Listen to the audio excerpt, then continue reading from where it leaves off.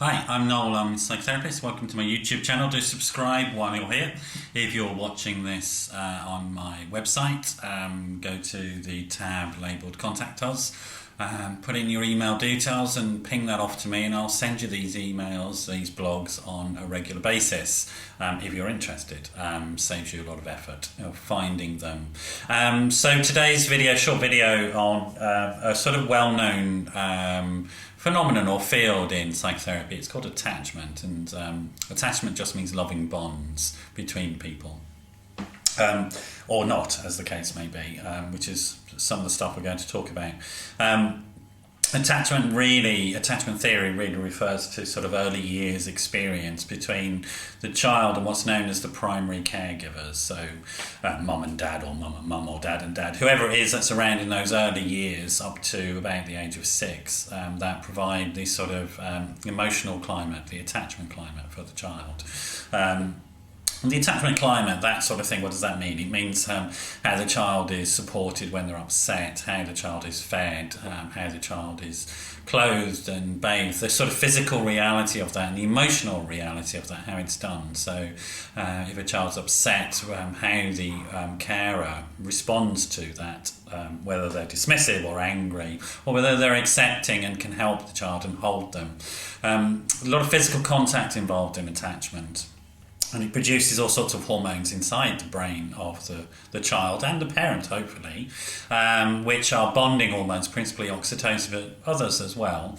And these are sort of bonding hormones also create neural structures in the personality, the forming personality of the child. I say that, but I just want to put a caveat on it. We know we're in what's called neuroplastic. So what I'm going to talk about in this video is that neuroplastic simply means we can change throughout our life. Our personality can adapt, or aspects of our personality can adapt throughout our life. So what I'm going to talk about in this video isn't a life sentence. So if you've had any problems growing up as a child, it's worth knowing about them, because then you can ask yourself the question whether you want to stay like that. And attachment really is used, or thinking about childhood attachment, we're thinking here about the impact on you as a child, but then how you transfer that impact into your adult relationships, and what you might want to do about that. So let me go through a few styles. So secure attachment is when the child is generally nurtured well, not too much, but is nurtured well. So for example, can climb up onto mum and dad's lap when they feel a bit afraid if a stranger comes into the room, for example, get a bit of comfort, feel secure, internalise that sense of security and loved and held. The physical holding and the physical contact gets internalised as an emotional holding and emotional contact. And then the world feels safe again, and that child, and this is the crucial thing about attachment, that child is then empowered to get off the lap again and go and explore the world, and maybe go and meet that stranger feeling okay, that they've got the backup, somebody's got their back, mum and dad has their back, and then they can go and explore the world.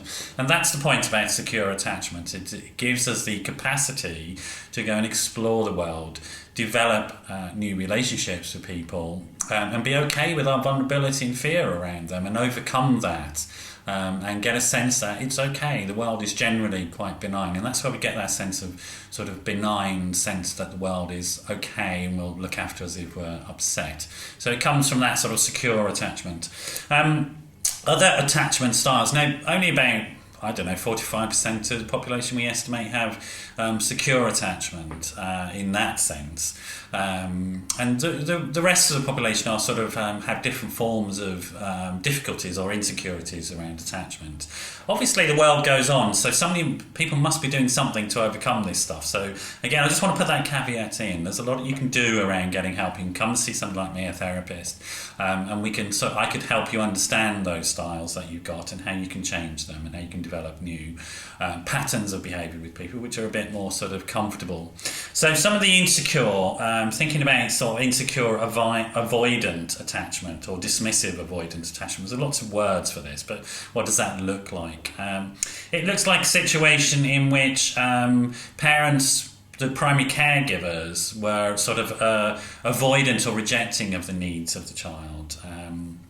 That adult, what does that adult looks like? Somebody who's afraid to say I love you, somebody who's afraid to commit in a relationship, somebody who may keep secrets in a relationship because what they're trying to do is maintain a sense of independence because they're afraid of being rejected and not having their needs met, put very simply. So if you're around something like that, or if you're like that yourself, think about the child and think about what sort of lessons that you learnt and whether you want to stay with that. Then we've got things like disorganised attachment, which is a really quite difficult situation in which active abuse or neglect may have happened in the early years in particular. And that gets internalised as fear. Now, the problem is that we are genetically programmed, if you like, to attach to other people because we're social animals or group animals, and that's why we dominate the planet, in fact, because of our ability to form complex relationships in large groups. So if that's disrupted in this way, in a disorganised and fearful way, that's a very, very difficult place to be because the child in that situation is constantly wanting contact and constantly wanting to receive the cuddles and the hugs and the affirmation, but is afraid of the source of that, actually afraid of it. So they're almost frozen, if you like, in between desperately needing something but knowing that if they go anywhere near it, that's going to cause them pain. So I guess you can imagine that somebody who's grown up with that and then as an adult what they might look like, come here and get lost type of signals that you might get from that person. Very, very confused, very passive aggressive, very avoidant of intimacy and very difficult to be around. And if that's you, I guess you're beginning to identify with what I'm saying. Again, you can learn to challenge those signals that you can tell yourself, I'm not this child who was neglected and abused. I'm an adult who can make decisions about the people that are around me. It may well be that if you have this attachment style, you've managed to stay with people who are quite abusive, and that's often the case, is that you form adult relationships which reflect that unconscious abuse and those patterns. But again, you can do something about it. Give me a call if you wish and we can have a chat about it. And then we have the insecure, ambivalent attachments, where these parents may have been inconsistent, or the primary carers may have been inconsistent in their caring strategies. So sometimes very available, sometimes not available. It's often the case, for example, if one or more of the parents have issues around addiction. So when they're not using, they're available a lot, and then when they are using, just blanked out on their drugs or their drink, or even the opposite of available, actually quite abusive and scary, and that can lead to sort of really sort of insecure, ambivalent adult who's never quite sure what they're going to get from the person that they're with. And that's what it's like as a child. I'm not quite sure what I'm going to get if I go up to mummy or daddy. So that's just a sketch. I mean, there's a lot of stuff written about this. It's a very big field in psychotherapy. I think it's useful to give you some sense of insight.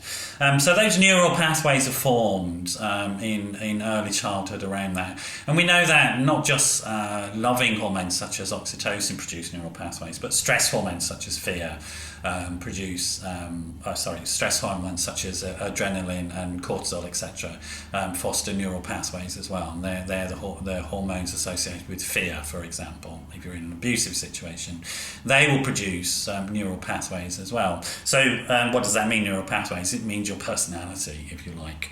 But that can change. Those environmental aspects of your personality, not the stuff you're born with, but the stuff that the world gives you, can change because we remain neuroplastic for the rest of our lives. And so you can do some work around that.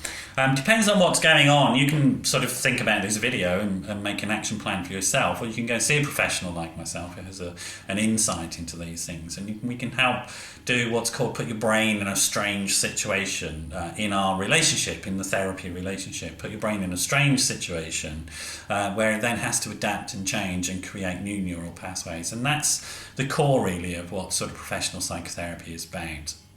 And a good therapist, like myself, can be very, very focused and specific in the ways that you change, and helping you sort of change the neural pathways from negative to positive. I hope that's been useful. If you do find you're having problems attaching, you're in sort of these patterns of behaviour that you're unhappy with, if any of those patterns sort of strike a chord with you, maybe give me a call. My number's 07506 319 745. That's 07506 319 745. Be happy to have a chat with you and maybe arrange some sessions.